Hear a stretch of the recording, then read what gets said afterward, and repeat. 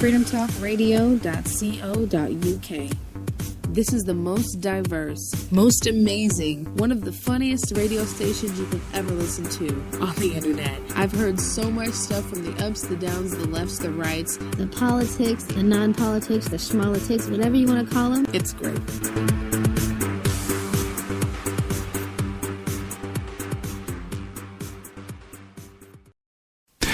Good morning, everybody. This is Bill Zam, and welcome to a morning update of Surrounded by Idiots.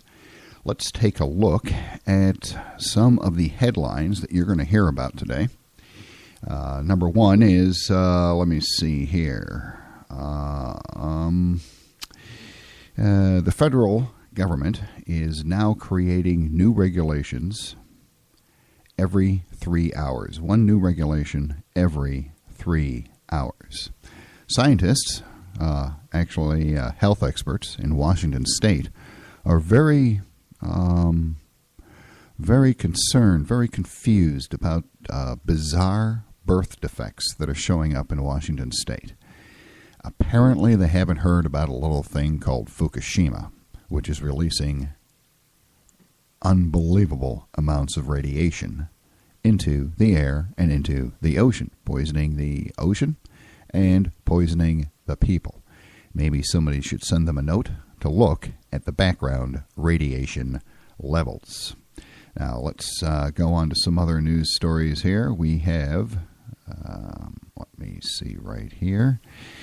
We have a article about the droughts.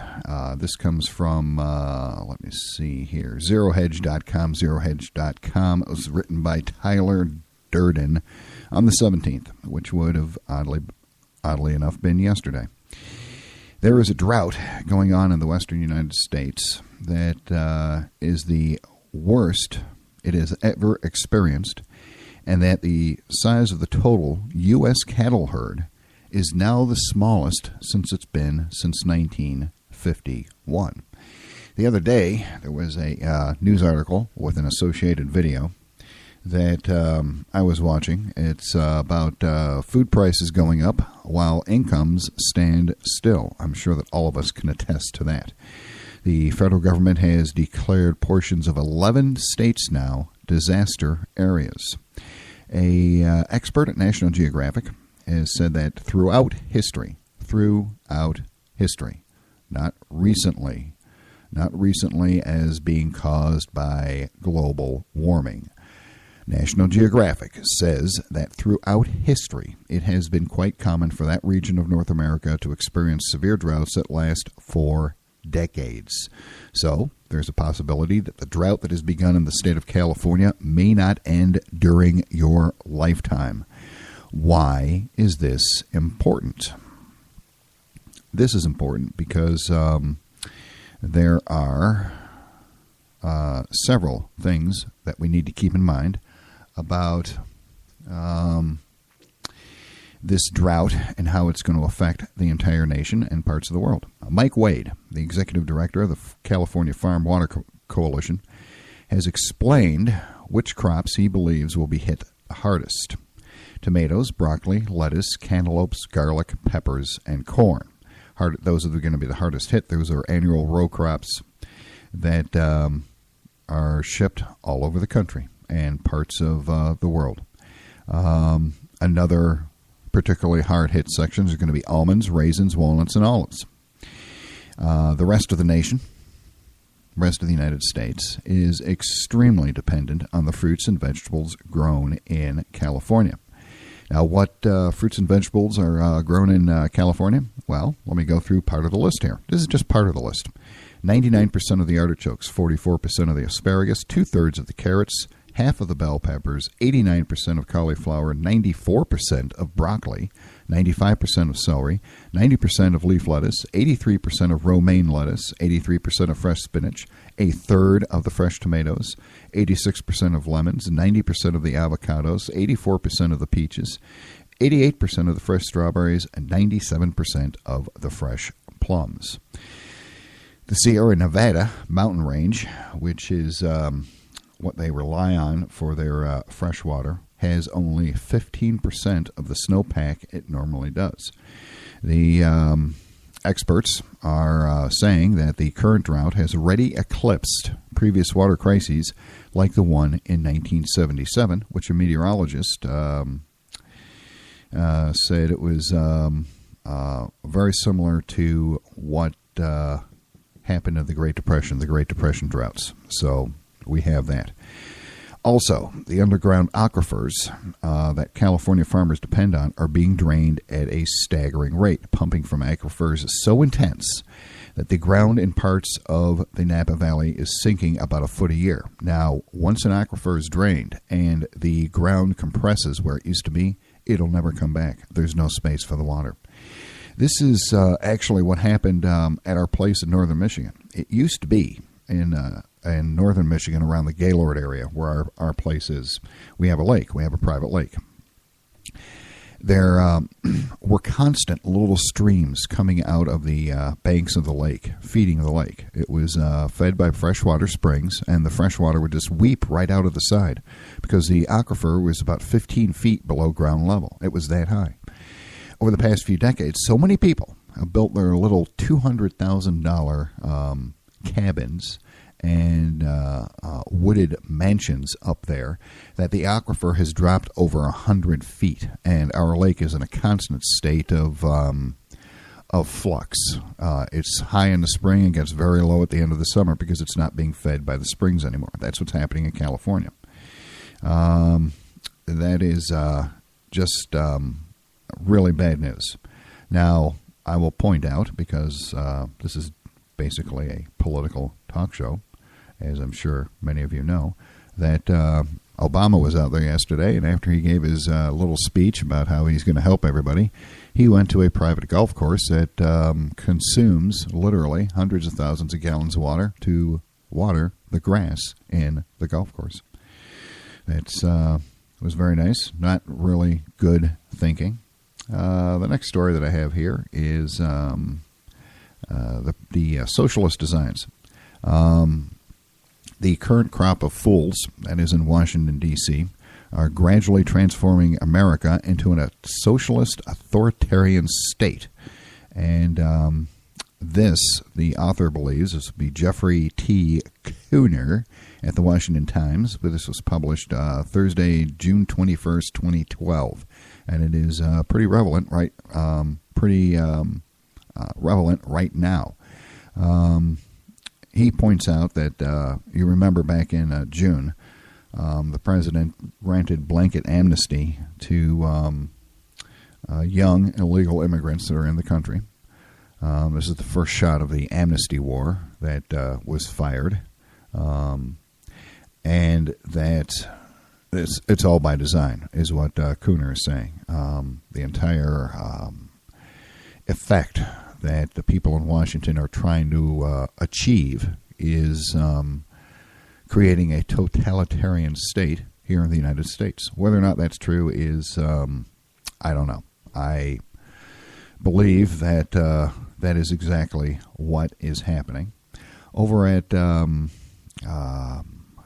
Canada Free Press, CanadaFreePress.com, Doug Hagman, you may have heard of him. He runs a very popular internet radio show that he does with his son every night. He has written a tour de force article about the banksters and the current crop of what the heck is going on in the banking community. The title of his article, this was published yesterday, February 17, 2014, is Exposing What Lies Beneath the Dead Bodies of Bankers and What Lies Ahead for Us.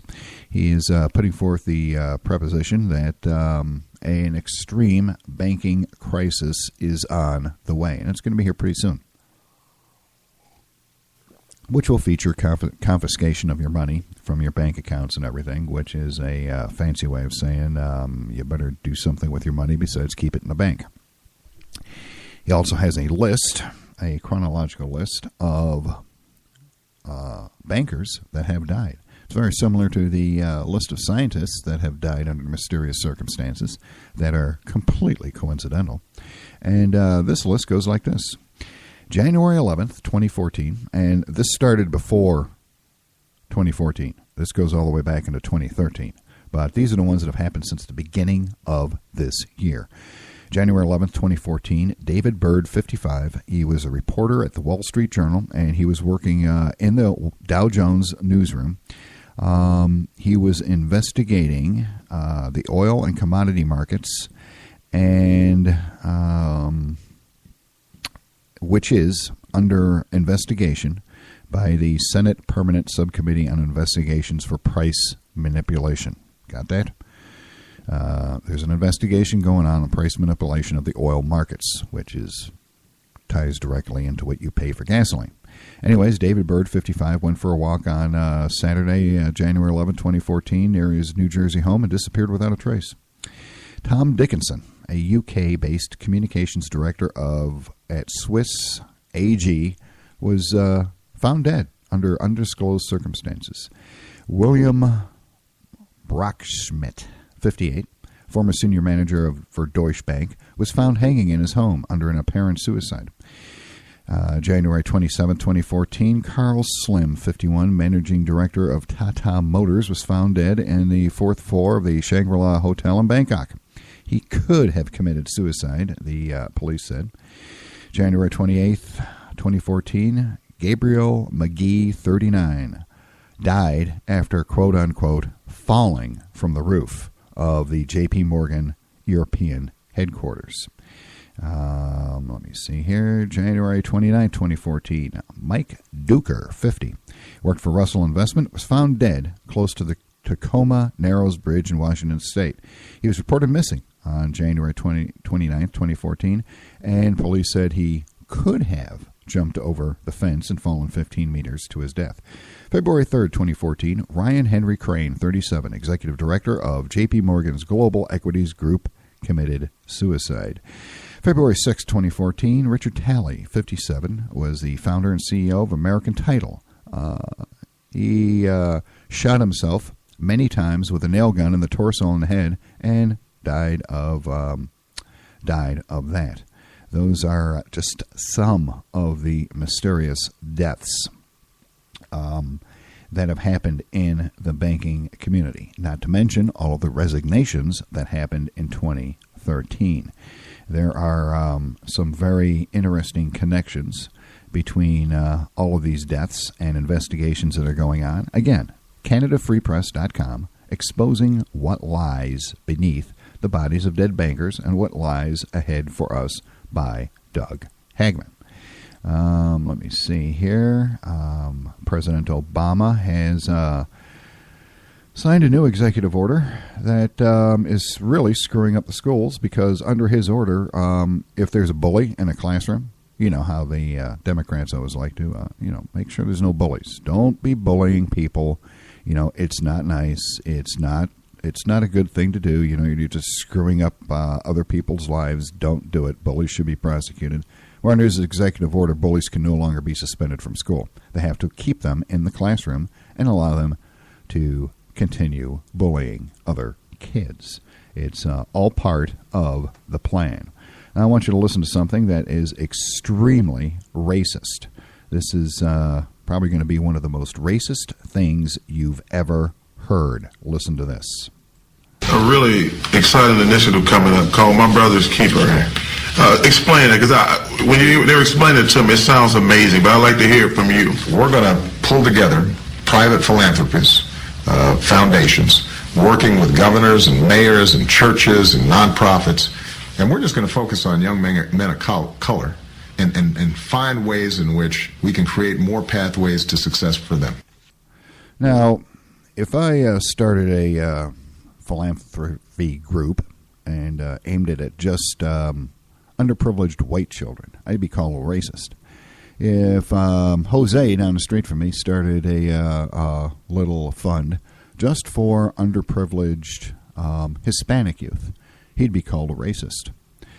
I want to know why it is that the President of the United States can target just one race, and that's not called racism. There is something very, very evil afoot in this country. Where it starts, where it ends, I cannot say. But it is something that is extremely disturbing.